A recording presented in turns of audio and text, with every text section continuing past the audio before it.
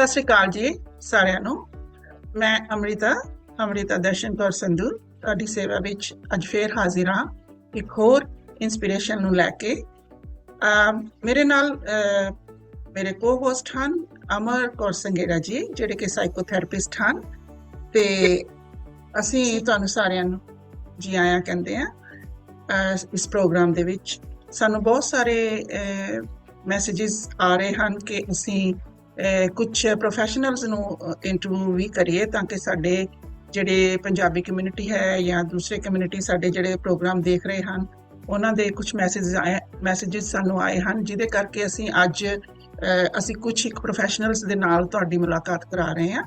ਸਾਡੇ ਕੋਲ ਅੱਜ ਬਹੁਤ ਹੀ ਪਿਆਰੀ ਸ਼ਖਸੀਅਤ, ਬਹੁਤ ਹੀ ਮਾਣਯੋਗ ਸਾਨੂੰ ਸ਼ਖਸੀਅਤ, ਜਿਨ੍ਹਾਂ ਦਾ ਨਾਮ ਹੈ ਗੁਰਜਿੰਦਰ ਬੇਲਾ ਜੀ। ਗੁਰਜਿੰਦਰ ਬੇਲਾ ਜੀ ਚੀਫ ਫਾਰਮਾਸਿਸਟ ਹਨ ਤੇ ਕੰਟਰੋਲ ਡਰੱਗਸ ਅਕਾਊਂਟੇਬਲ ਆਫੀਸਰ ਵੀ ਹਨ, ਤੇ mental health NHS foundation trust ਵਿੱਚ ਮਿਡਲੈਂਡ ਦੇ ਵਿੱਚ ਡਾਇਰੈਕਟਰ ਆਫ ਫਾਰਮੇਸੀ ਵੀ ਹਨ।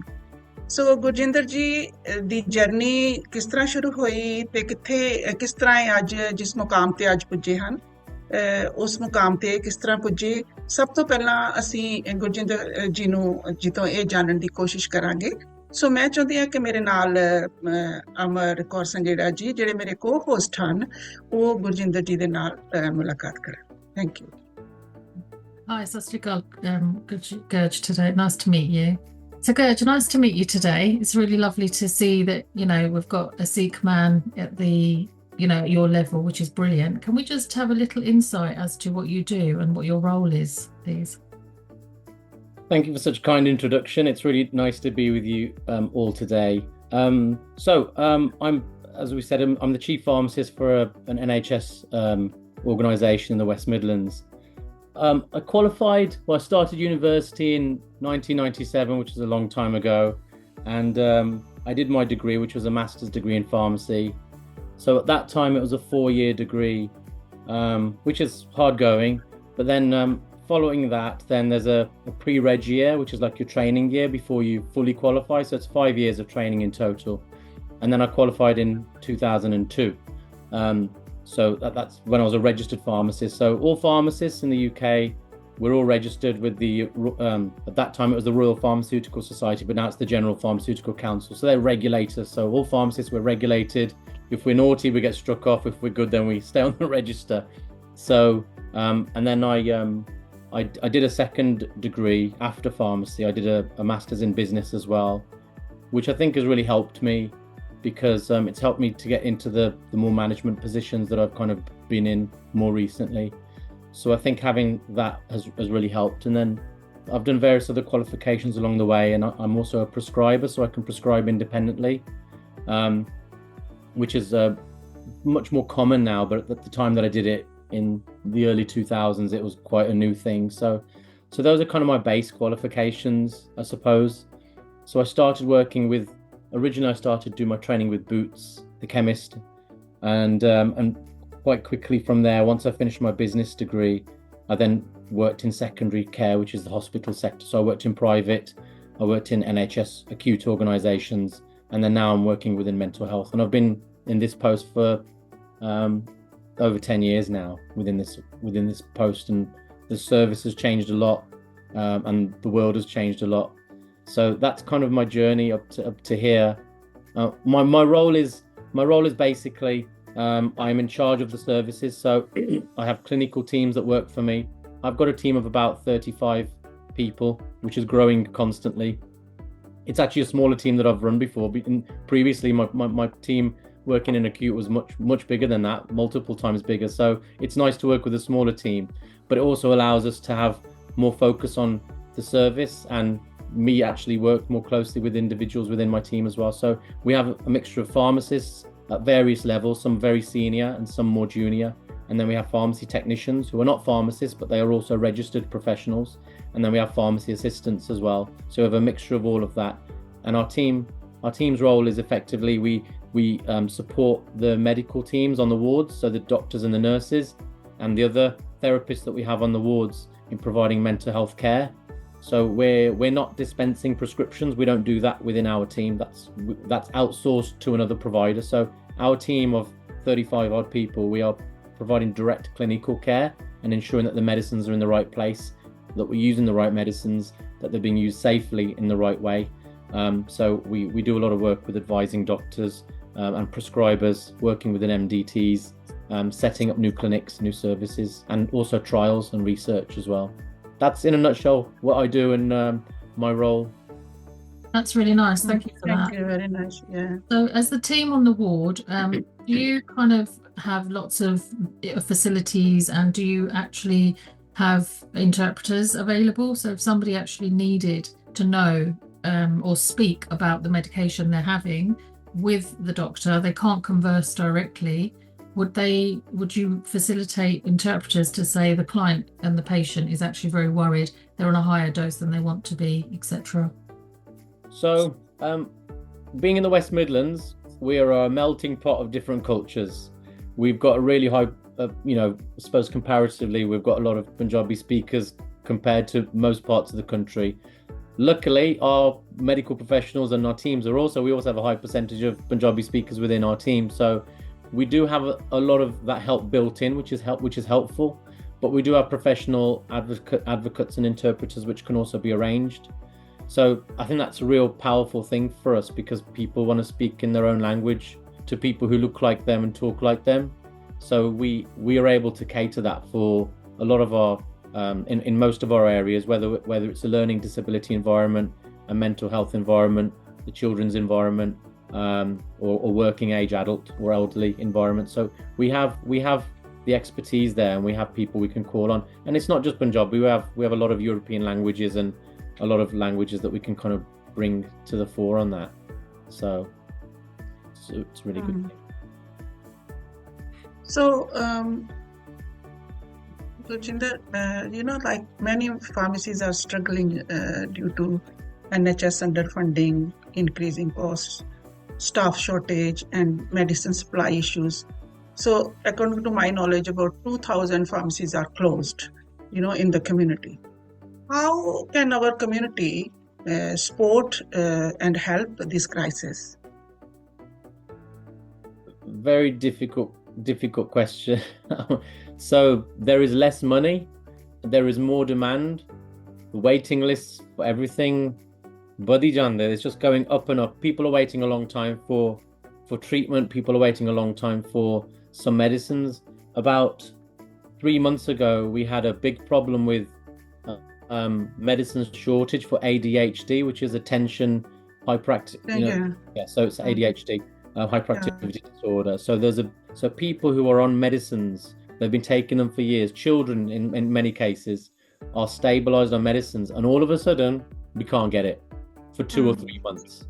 This puts the GPs in a very difficult position, because we've started the medicine in hospital, the patients have gone home, then they start getting it from the GPs, everything is fine, then there's a shortage, they go to the GP says, I'm not a specialist, I don't know what to do, I don't have the expertise to give you the alternative, we have to refer you back to the hospital during the shortage. So all of this puts pressure on the system. The hospital, then we have to then recommend an alternative for the GP to prescribe, or we have to write our own prescription. So all these delays for patients, problems for patients are missing medicine, patients changing medicine, new side effects, whether the new medicine works or doesn't work as well. Lots of problems with medicine shortages, and there's more and more, especially since COVID. COVID has made a lot of things more difficult, and the pharmaceutical companies sometimes are making decisions which make life difficult for patients, I think is a problem. But supporting your pharmacies, the pharmacies are struggling because of government cuts. Everybody's trying to save money. There's a big hole in the NHS budget, and I think that all of this affects services. The cost for a pharmacy to run is quite expensive. Staff cost, minimum wage has gone up. Everybody's wages have gone up a little bit. People want more money, but there's less funding, so there's less profit. There's less profit, than some pharmacies will close, or they join services, so I think that's the difficult thing. Supporting your local pharmacy is always helpful. Buying things, if they're selling things on the shelf, if you think they're good value, that all those little things will help. And speaking to the pharmacist about any other services they offer, So that's helpful too. But it is a difficult environment, and I think it will probably get a bit worse. So what is the future of pharmacies then? Pharmacy is changing, so the degree is changing. So it's been a 4-year degree plus 1 year training up till now. Next year, the graduates now are on a different course. It's now 5-year course, not a 4-year course. So it's going to be 5 years plus training now. So from 2026, September 2026, we have the new pharmacists who will be graduating. So that when they graduate, they will already be prescribers. You know, like a doctor can prescribe, every pharmacist will be able to prescribe. So they won't need any additional training. It's all built into the course. I think part of the reason for this is because there's a shortage of doctors. And I think the plan is for the pharmacists to do more prescribing, more clinical work, having their own clinic to help to reduce waiting lists down and supporting the NHS crisis. So that change is coming from September 2026. So it's a very exciting time for pharmacy. So it makes the career more attractive for people. So that's really good. We go back to what you were saying around the accessibility for clients. So if we are saying that more pharmacists will be able to prescribe, so that will help us. But if we are looking for medication, specialist medication, whether it's ADHD or something else that needs a specialist, you're saying that we're looking really, we're looking ahead and we're thinking there is going to be shortages there. There is going to be shortage of staff, knowledge, getting appointments and having access to medications. What advice would you give people? It's difficult, really. You mean for the patient? For the patient, knowing that they might have a diagnosis, and if, for example, they've got enough medication for 2 months, and there's a risk that something might actually not be available through the pharmacist. Usually, these shortages, they come on with less and less notice. We used to get more notice. We used to be like, we're expecting later in the year there's going to be a problem with this drug, and we can plan for it and prepare. More now, we're getting less notice. Sometimes we find out 1 or 2 days before, or we find out when we go to order it and it's not there, and then we're told this is a ongoing supply issue.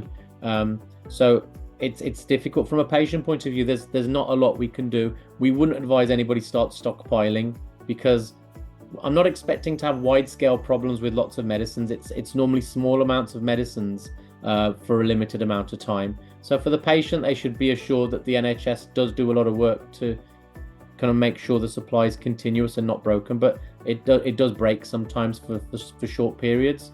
If there is ever any concern, then they should speak to their pharmacist or speak to their GP, and then they can advise them about what they should do. There is usually always a good alternative available for most drugs. There's very few drugs where there is no alternative for. So there's normally something that's suitable that we can normally supply, whether it's as a permanent change or as a temporary change while something's out of stock. So it's difficult to do much in advance. There's nothing we can do to prepare.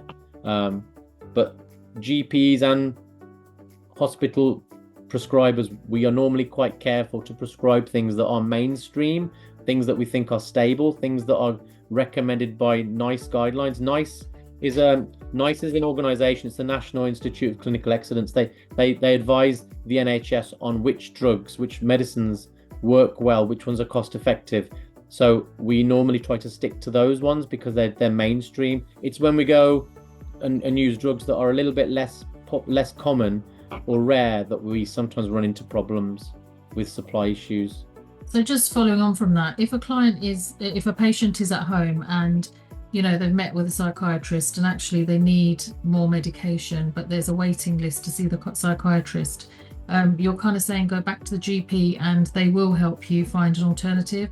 And now the other alternative is also you can go to a practitioner, can't you? Pharmacy, so that it has got that facility. Not all of them at the moment have. I know there's a big shortage. Yeah, it needs to be someone who's specialized in the area. So it Right. needs to be a prescriber who specializes. And that's why the GPs won't always have confidence to recommend the alternative, but they will normally be able to pick up the phone to one of the psychiatrists or someone within the hospital, sometimes one of our pharmacists, and we'll be able to say, well, this is what we're advising for our patients who have had to come off that drug. These are the two choices that we'd recommend. So we would either send a note to the GP and the GP will prescribe it. But a high street pharmacy is not normally going to be able to provide that directly because it needs somebody who's a mental health specialist to prescribe mental health medicine. Prescribers, whether they're GPs, doctors, psychiatrists, dentists, any sort of prescriber should only prescribe in their area of expertise. And that's the main thing. I think people shouldn't go out of their area unless they're trained and competent in that area. That's really good, because obviously we know in the medical field there are so many different specialists and consultants, so it's always good to go back to the practitioners and find out, isn't it? Yeah. And with that, do you feel it's also important people should ask about the side effects of the new medication, the alternatives that they're receiving? The side effects is really important, actually. The reason is because all medicines can have some side effects. If you look at, everyone takes paracetamol without any question, pretty much. But if you look at the leaflet, it's pretty scary. You know, don't take it if you've got this, and if you take too many, then it could do this or that, and if you're allergic to this, then don't take it. So all medicines have some side effects, but most people don't get the side effects. So with mental health medicines specifically, they can be more prone to side effects, which are not pleasant. So sometimes people get sleepiness, nausea, agitation. Sometimes there's other issues there's some medicines can make some of these symptoms feel worse before they get better. Some mental health medicines take several weeks to start working. So people might take it for two weeks and then think this doesn't work and they stop taking it just as it's about to start working. So it's really important when people start medicine that they have a look at the leaflet or speak to the pharmacist or the doctor who's prescribing it and say, when will it start to work? What are the likely side effects? What do I do if this happens? I don't like that side effect that's written there. I don't really want that. What do I do if I get side effects? What shall I do? Because that is better. And if they have side effects, then it's again important to talk to somebody in a profession just to say, I'm having this side effect. I don't like these headaches I'm getting. Why am I getting them? What should we do? Because sometimes we can change the medicine, or sometimes we can just change the dose. Or sometimes it's an initial side effect that's going to go away. The other thing, especially for people in our community, these leaflets have very small writing and they're written in English. So people in the Punjabi community, there is some help here. So there's a website called Choice and Medication, which NHS trusts have to use. And if you go onto there, you can download the patient information leaflets in other languages. So most of the medicines that we use in mental health, they're there. We can download a Punjabi patient information leaflet, which has been checked by pharmacists, it's a regulated document. So they've been translated in the proper way, so people can understand a bit more about their medicine before they start taking it. So it's Choice and Medication. And again, they can ask their pharmacist about it in hospital, and they'll usually print it out for them if they want, or it's something they can access themselves at home through the internet. But that's a really useful resource, and we use that, and we get thousands of downloads every month on that one because it's been used quite widely, because so many of our patients are, especially from the Punjabi community, and especially for some of the older members of our community who might not understand English as well as they speak Punjabi. It's really useful.